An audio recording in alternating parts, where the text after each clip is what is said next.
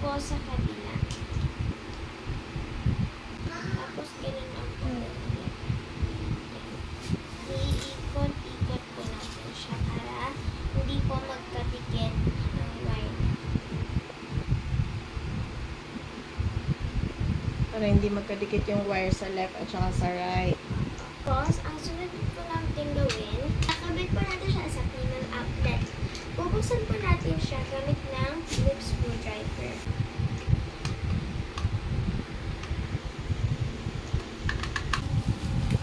Tapos, yan po yung loob niya. Okay na yan. Tapos, ilalagay na natin itong wire.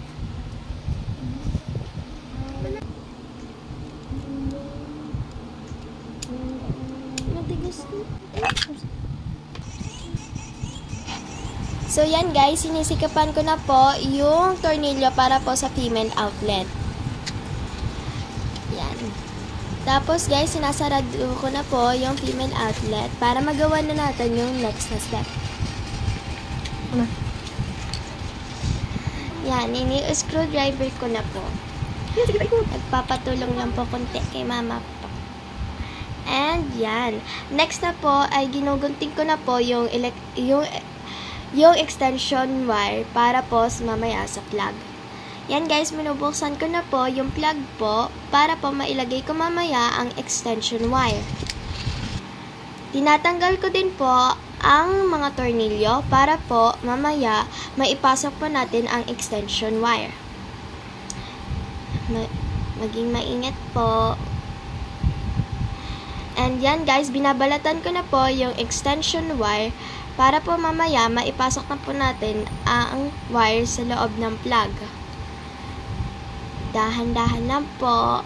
At siguraduhin po na lahat po ng buhok po ng wire ay nakapasok na po sa loob.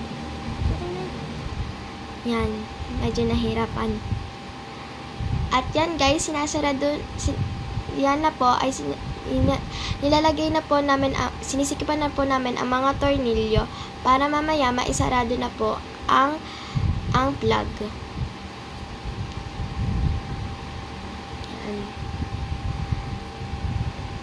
Ayan na po guys, sinasarado na po yung plug. Itatry na po natin yung extension wire na ginawa na namin. Yan. Gumana po siya and successful.